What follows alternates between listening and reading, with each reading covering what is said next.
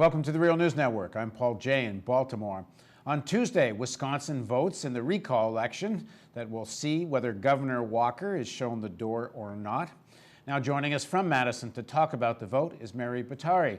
Mary is Deputy Director of the Center for Media and Democracy. They publish the websites prwatch.org and banksterusa.org, and they have a new site, alecexposed.org. Thanks for joining us, Mary. Thank you. So in the polls right now, Walker's ahead anywhere from 2 to 5 points, depending which poll you believe. And he's been relatively consistently ahead. Why? Why? Well, for the last 8 months, Wisconsinites have been inundated by ads run by the Koch-funded Americans for Prosperity group that say, hey, everything is fine, it's working, jobs are growing, people are happy, teachers aren't being laid off. And there's been this huge expenditure, almost $10 million, of issue ads by this Koch-funded group. Democrats went up on air just a few weeks ago to try and get their message across.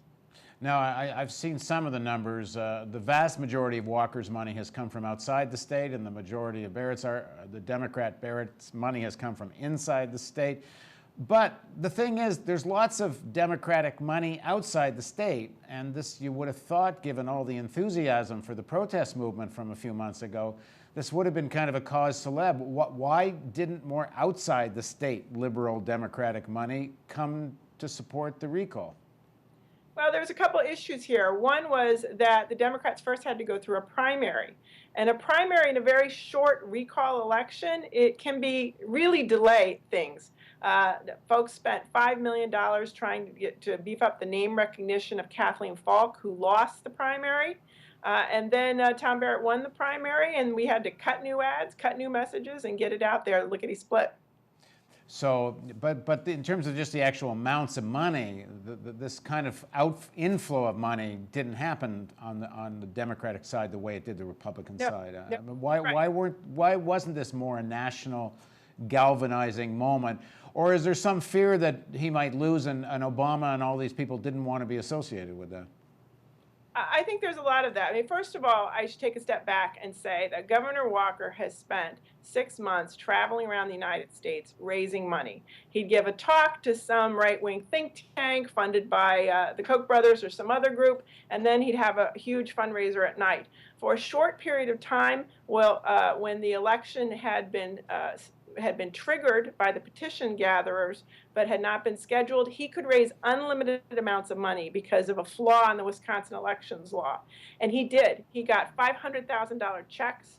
He got $250,000 checks from a litany of right-wing bigwigs like Bob Perry down in Texas. So he raised a $30 million war chest very quickly. On the Democratic side, they didn't have a candidate during this entire time period. And they didn't know who the candidate would be. And Wisconsinites spent a lot of time wringing their hands as opposed to mobilizing around a message, a candidate, and moving forward. Towards the end there, the Democratic National Committee was asked for a $500,000 check for the ground game here in Wisconsin. I don't believe that check ever came. The Democratic Governors Association did help out a little bit. They sent in a couple million.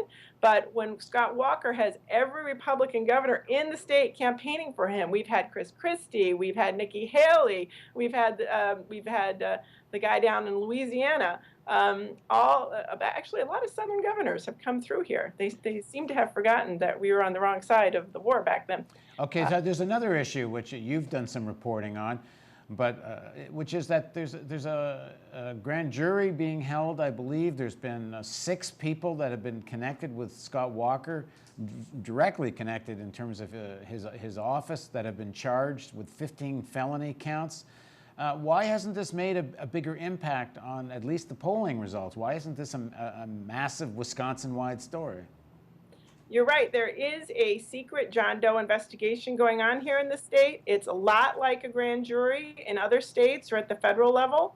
And it's a probe into the days when Scott Walker was a Milwaukee County executive and his staff and his associates at the time. There have been charges, 15 felony charges over a number of individuals, charges of embezzlement, charges of big rigging that have not yet been formally indicted but are floating around, charges of campaign finance abuse, and even charges of, believe it or not, child enticement.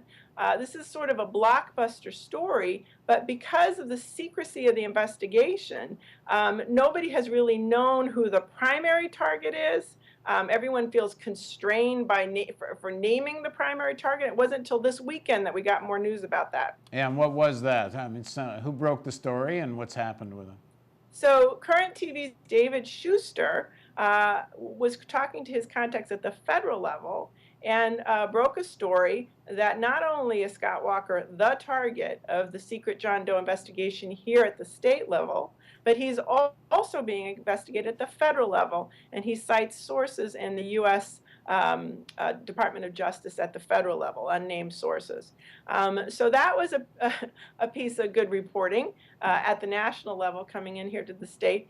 But the question is, that when the Democrats are only starting to get this message out, or have only had 3 weeks to try and reach a level of parity on TV, to raise questions about the John Doe, a lot of Wisconsinite thinks it's politicking and not a true story. But why is it up to some TV ads? Where's the media of Wisconsin? I don't even understand why they would need to know who the target was. Of course, that makes it a juicier story, but when you've already got 6 people charged with 15 counts, that's all public information. Why isn't that in itself a massive story across the state? And why isn't that having some effect on how people are voting? It has been a big story at the Milwaukee Journal-Sentinel, which is our state's largest newspaper, and there's been some excellent reporting done there, especially by Dan Bice. And it has been a big story for the Milwaukee TV. But outstate, the state of journalism in America, our reporters have been decimated. There's very few reporters that cover state politics. The local TV spends 15 minutes on weather and 1 minute on the serious news of the day. So it hasn't been as big of a story as it could be. And I don't think voters know very much about it. Let's get back to some of the politics of the recall campaign. We've interviewed and talked to people, sort of that were very involved in the protest movement. And there's sort of a feeling, and this isn't new, I think it's been over the last few months, that a lot of that momentum was lost because so much of the energy of the movement was kind of directed into the recall and electoral campaign, and the mass movement in the streets was kind of diffused, and that maybe that was a big mistake. What's your view on that? Well, I think it's hard to sustain 100,000 person protests week after week after week. So it is true that it rolled into more traditional Democratic politics. I think here in Madison, there's a lot of people who are not very much into traditional Democratic politics, and maybe for them it lost a little bit of momentum. But I've been all over the state, and I've been in places like Janesville and Racine and Kenosha and small towns like Burlington, and the core people, the grandmas, the teachers, the folks who are losing their Badger care, they're still worried and they're still working. And this election is going to rest on whether those people are knocking on 100 doors over the next 24 hours or just 1 or 2. Now, one of the polls showed a significant section of unionized workers voting for Walker, voting Republican. I think it was over 30%. What do you make of why that is? I mean, one would think that unionized workers aren't doing so well in Wisconsin. I think traditionally a pretty high percentage of unionized workers, or a surprising percentage, I should say, are Republicans. And so I think that that's polling a lot of private sector union workers in the suburbs of Milwaukee. I think the unions think they're going to, erode into that, especially since the release of this blockbuster video showing Scott Walker in January 2011 telling one of his billionaire donors, the billionaire donor asked him, "How are we going to make this a red state? Can we get right to work? How can we help you?" And Walker goes, "The first step is to divide and conquer. And first, we're going to go after public sector unions," implying that the second step is going to go after private sector unions. Right to work is swept 21 states this year. That was no accident. There was a big meeting at the American Legislative Exchange Council in December of 2010. Wisconsin had 30 legislators there for that meeting and that discussion. This is ALEC you're talking about. This is ALEC. And in December 2010, after the elections, when 600 new Republican legislators were swept into office, they took control of 26 new states on a trifecta basis, both houses and the governorship as well.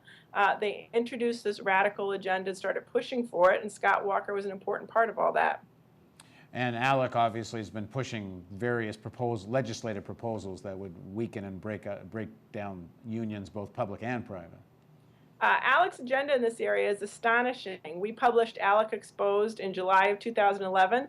They have bills to kill public sector unions. They have bills to kill private sector unions. They have bills to prevent prevailing wage, to get rid of living wage. They have bills against state minimum wage. I mean, where is the bottom in ALEC's race to the bottom? And I think I found it in the prison bills, where they're for privatizing prisons, and they're especially for prison labor.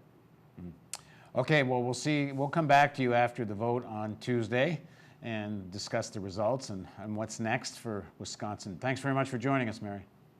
Thank you for having us. And thank you for joining us on the Real News Network.